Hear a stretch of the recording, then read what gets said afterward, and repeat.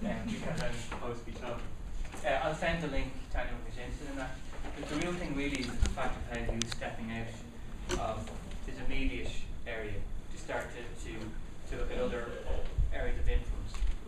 And how he spoke about how as a designer you're bringing all those different experiences, a bit like Pigpen from Peanuts, that idea of bringing those different areas and making a link.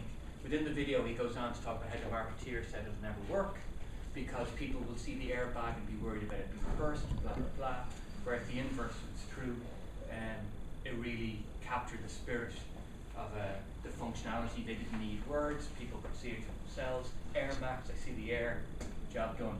But the fact of that he was able to create that whole decorative functionalism that you see within the Pompidou Centre is just an interesting little example. And so there's other areas within that in terms of, as a piece, the way in which they're drawing, the way in which they're looking at the process, all those types of things. We could break that little video down and use that just to talk for an hour about design process. But it's interesting, there's just the narrative there, and the story is also very important in terms of the way in which they went on to communicate and build that brand around that particular product. I was going to do a little exercise here as a homage to John Cage, but again, I'm just conscious of time. We've 15 minutes left before we stop for tea and coffee. You might spill over if people are getting too bored. But one of the things, you don't always have to go travelling. You don't always have to go off to Uele Centre, the shores of Pompidou, in order to be inspired, in order to be able to do something really useful within this discovery stage. If you were just to do this exercise, this also helps within discovery.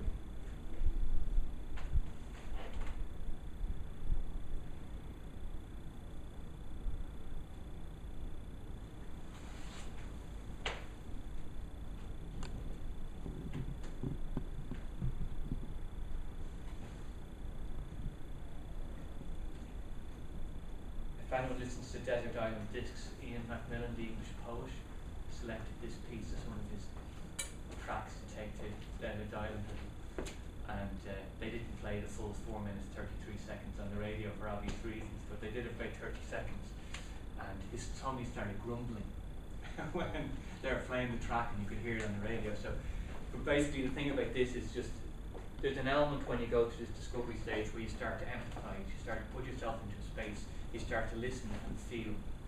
I'm always amazed by the number of clients I deal with who are working in utilities or particular businesses where they're maybe given a brief from a techie or someone at the front end of the business, and they will work on marketing and communications on the basis of that one-page description.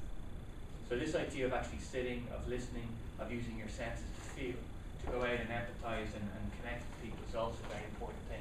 You don't need to spend money on research necessarily. If you can't afford it, you can still do it yourself. So it's important, I think, just to take the time to listen, to hear, to feel, and put yourself in certain experiences. So if we were designing this space for the function it's being used now, one of the first things we might do is just to do this and see how it feels.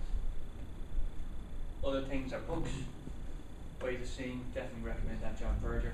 And also just in terms of this idea of looking for an idea, this is a guy, Tibor Kalman.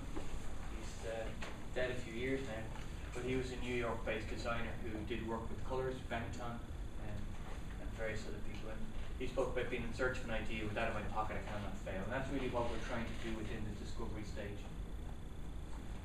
I'm going to just move to the second stage before we lose it. So when it comes to the first stage, that's really just about immersing. It's about not predetermining what the solution is. It's about